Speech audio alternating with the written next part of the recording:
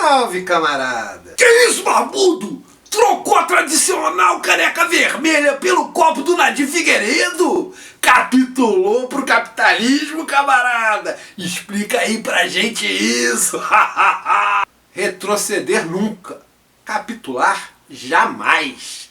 Mas é que eu resolvi aproveitar a história do Copa Americano para tocar num assunto importante: a alienação do trabalho. E eu achei esse tema bem porreta. E se você não está entendendo nada, vem com a gente que eu explico.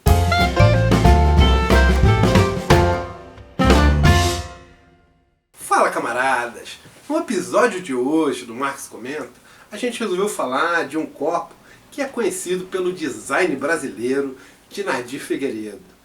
Afinal, é o copo que melhor representa o Brasil lá fora e foi inclusive tema do Museu de Arte de Nova York. Um copo legitimamente brasileiro.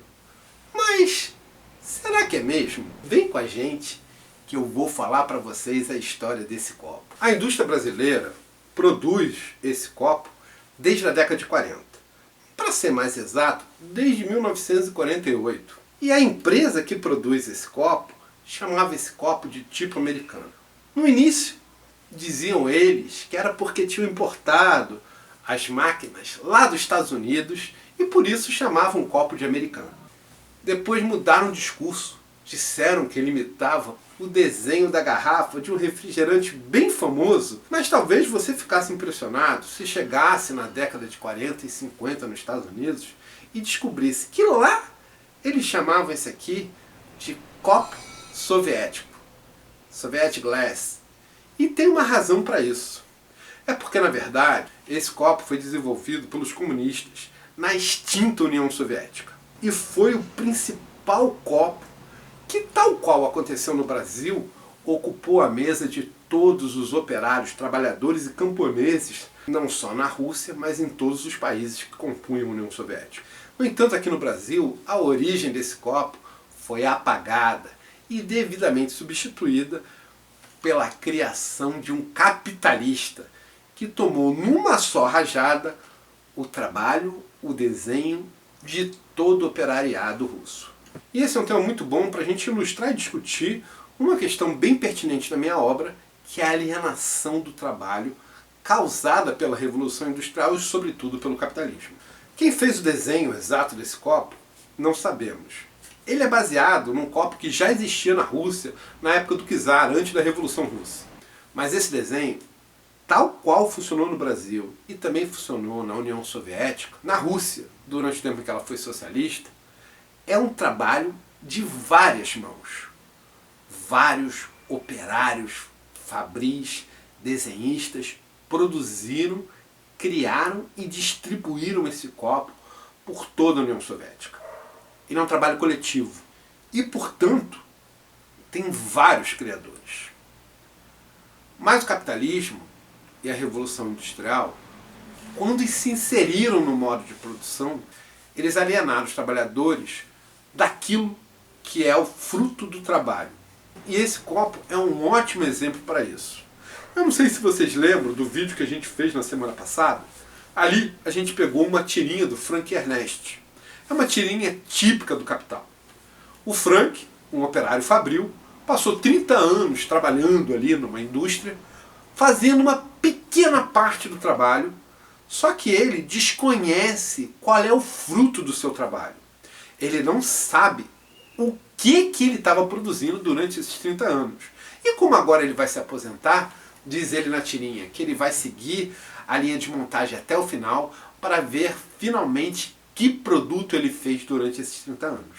A Revolução Industrial, tal qual foi narrada pelo Adam Smith ali na Riqueza das Nações, tem essa propriedade. Antes dela, o trabalhador, o oficineiro, o participante das guildas da Idade Média, fazia todo o trabalho, do início ao fim. Então, se um trabalhador ia fazer um sofá, ele idealizava o sofá, fazia cada pedaço do sofá, trabalhava a madeira, trabalhava o estofado, para no final ver o produto do trabalho dele todo feito. A partir da Revolução Industrial, isso não acontece mais. porque o trabalho é dividido, segmentado em pedaços cada vez menores, de modo que um operário consegue produzir muito mais do que produzia quando fazia o trabalho todo. Isso torna o trabalho mais produtivo. Isso permite que com menos trabalho se produza muito mais produtos. Em compensação, aliena o trabalhador do fruto do seu trabalho. Ele não se reconhece mais no objeto final. Ele não é mais capaz de olhar para um produto e entender qual foi a participação dele naquele produto. O copo que Nadir Figueiredo patenteou por ser um capitalista brasileiro, um industrial, patenteou como se fosse seu, comprou, usou seu capital para comprar as máquinas e ter a patente desse produto, que durante muito tempo foi chamado de copo tipo americano, porque por conta da guerra ideológica gerada pela Guerra Fria, queria se negar que ele era soviético, e aí se imputou a ele uma origem que ele não tinha. Na verdade, Nadir Figueiredo é um capitalista. Ele não fez nenhum trabalho dentro desse copo. O mérito, se é que é mérito, do Nadir Figueiredo é ter muito capital acumulado. Capital suficiente para viajar até os Estados Unidos, escolher uma máquina que fizesse um produto, trazer essa máquina e esse produto para o Brasil e ordenar que milhares e milhares de operários produzissem esse produto exclusivamente para ele, graças ao fato dele ter capital também para patentear esse produto. Então, Nadir Figueiredo ganha o mérito de ter feito copo sem jamais ter executado nenhum trabalho nele. A segunda mentira, que é contraditória com a primeira, mas ao mesmo tempo anda de mãos dadas, é que ele é um copo tipo americano. Ele nunca foi um copo tipo americano, ele é um copo tipo soviético. Então, mora nele uma dupla estranheza. Ele é desenhado pelo Nadir Figueiredo, que nunca o desenhou, feito pelo Nadir Figueiredo, que nunca fez nenhuma das etapas de trabalho presente no copo, e ao mesmo tempo ele é tipo americano. Como? Impossível. A contradição dessas duas informações deram à empresa, atualmente, o objetivo de agora falar que ele é um copo Lagoinha, porque é na cidade de Lagoinha, em Minas Gerais, que a maior parte dele é produzido. E Nadir Figueiredo não tem nenhum problema em falar isso, porque em 1948 não existia internet, não existia televisão, e a possibilidade de alguém chegar na Rússia era mínima, dado que as relações do Brasil com a Rússia eram péssimas por causa do alinhamento da Guerra Fria. Então era muito improvável que algum dia alguém descobrisse a mentira dada ao copo de Nadir Figueiredo. E assim ele poderia passar toda a sua vida dizendo que o copo é seu. E percebam que em 1948 sequer existia televisão para o Nadir Figueiredo ter algum tipo de receio que essa informação circulasse pelo Brasil depois dele ter tirado essa patente. Já na Rússia, da onde vem esse copo, da Rússia soviética, o copo também não poderia ser de uma única pessoa, porque lá havia a Revolução Bolchevique e se percebia que a alienação do trabalho era um problema. Corre-se o boato na Rússia de que esse copo tenha sido desenhado pela Vera Mukina. É possível. No entanto, não temos nenhuma evidência disso. Vera Mukina jamais se disse autora desse copo, e não há nenhum registro fidedigno que permita a gente associar essa obra a Vera Mukina. E tem uma razão muito boa para isso. É que lá na União Soviética, em 1943, quando esse copo saiu pela primeira vez das máquinas, a Revolução Bolchevique estava a plena força. E na Revolução Bolchevique, um dos grandes problemas que existia era justamente a questão da alienação do trabalho. Do trabalhador não se reconhecer dentro do produto do que ele fazia. Vera Mukina, portanto, jamais correria o risco de roubar de todos os trabalhadores da Rússia que fizeram com ela o copo, se é que foi ela que desenhou, a autoria do copo para si.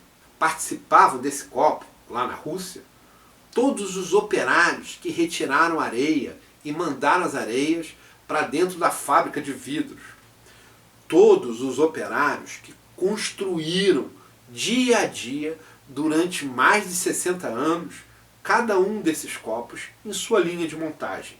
daqueles que fizeram o desenho das máquinas que iam produzir o copo, soviético, como chamam os americanos. De todo esse trabalho feito por todos os milhares de soviéticos, Vera Mukina jamais falaria: esse copo é meu, porque não seria verdade. Tampouco cada um dos operários conseguem olhar para o copo e dizer que fizeram o copo inteiro. O copo é trabalho de todos eles juntos. É um trabalho coletivo. A maior parte da arte soviética nessa época costumava exaltar justamente os trabalhadores como um todo, e não um trabalhador específico. Essa era uma grande diferença que existia, tanto na arte soviética quanto no mundo capitalista. Enquanto no mundo do capital se exaltavam as personalidades, lá na extinta União Soviética se exaltava o operário e o camponês. A principal obra da Vera Mukina, mais famosa, é justamente uma escultura que tem um operário junto com uma trabalhadora, uma mulher camponesa, uma camponesa típica da Rússia. E essa obra exalta justamente o trabalhador como um todo. O copo, portanto, é um copo soviético. Esse é o melhor termo que temos para ele. Não é um copo Lagoinha, não é um copo tipo americano, e muito menos do Ladir Figueiredo, que não fez absolutamente nenhum trabalho dentro desse copo. E o copo soviético fez esse sucesso todo porque ele seguiu alguns princípios. O primeiro deles era um copo feito para durar a vida inteira, algo que não é desejável dentro do capitalismo. O objetivo do copo era ser difícil de ser quebrado, para que quem tivesse pudesse usar ele durante toda a sua vida e transmitir aos seus descendentes, evitando assim o consumo desnecessário do planeta. Já do lado capitalista, o ideal era que os copos durassem cada vez menos, para que pudessem ser substituídos com frequência e assim o capitalista, dono da empresa, pudesse juntar cada vez mais capital. Ladir Figueiredo, claro, foi na contramão disso. Fez um copo durável porque pensou que assim poderia pegar todo o mercado de copos para si, como de fato fez. Esse copo é um copo bastante acessível em todo o Brasil e foi muito usado, praticamente quase que um único copo, na União Soviética. Havia uma outra razão para esse copo ter sido desenhado com esse formato e esse tamanho. É que essa forma e esse tamanho eram perfeitos para as máquinas de lavar louça soviética. Então ele era um copo durável, era integrado com as máquinas de lavar louça soviética, portanto com o mercado soviético, e era usado em todos os espaços, para todos os usos. Desde a criança que tomava um leite nesse copo, até o operário russo que usava esse copo para beber vodka. E aí tinha mais um fato bem curioso desse copo. Esse copo foi muito famoso porque Nikita Khrushchev, tentando combater o problema de alcoolismo que havia na Rússia, proibiu qualquer venda de vodka que utilizasse torneiras. E a partir de então, a vodka só podia ser comercializada em garrafas de 500 mililitros. E 3 copos desse era exatamente o que cabia numa garrafa. Portanto, com muita frequência, esse copo era usado por 3 russos, 3 operários, para poder dividir uma garrafa inteira de vodka. Em 1990, quando se extinguiu a União Soviética, extinguiu-se também o uso desse copo. E aí passou-se a usar copos quebráveis, para que a indústria de copos pudesse lucrar cada vez mais, vendendo o mesmo copo várias vezes para o mesmo consumidor. Ou copos diferentes, mas ainda assim, cada consumidor era obrigado, no decorrer de sua vida, a comprar várias vezes copo. No entanto, ainda é possível ver e usar esses copos na Rússia num local bastante interessante. Os trens russos. E vou explicar por quê. É que nos trens russos ainda se usa aquelas velhas máquinas de lavar louça russa que eram perfeitas para esse copo. Ou esse copo para elas. Camarada, se você seguiu a gente até aqui, para alguma coisa esse vídeo te serviu, né?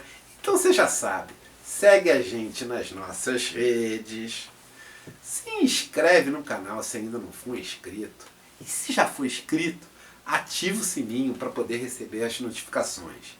Não esquece dessa rede daqui que a gente tem e mais essa outra que é recente e a gente tem usado bastante. Por fim, camaradas, quem sustenta aqui o nosso canal não é nem o Nadir Figueiredo, nem nenhum dos camaradas que a gente ainda vai fazer um jabá nesse mesmo vídeo. Quem sustenta aqui são vocês. Então, se puder dar uma contribuição lá no nosso Apoia-se, por favor, deem a contribuição lá. E agora, antes de voltar a falar, uma última curiosidade do Corpo Russo, eu quero agradecer ao camarada Thiago, lá do Partizan. O Partizan é um espaço de esquerda, onde os camaradas que moram no Rio de Janeiro podem ir lá para poder organizar qualquer reunião com absoluta discrição, falar do que quiser sem ser incomodado por nenhum bolsonarista. Além disso, quinta, sexta, sábado e domingo, à noite, o Partizan serve pra gente várias e vários tipos de bebida no famoso copo russo, o copo soviético. E especialmente do bar Partizan. É um baita jabá que eu estou fazendo aqui, mas eles não estão pagando nada pra gente. A única contribuição que nos deram foi falar desse tema e explicar para nós, lá no Partizan, por que é que eles usam esse copo de quinta a domingo.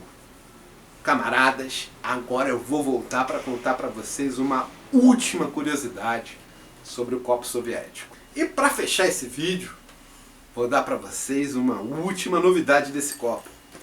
O primeiro que saiu da fábrica russa saiu no dia 11 de setembro de 1943, 5 anos antes do Nadir Figueiredo trazer as máquinas aqui para o Brasil.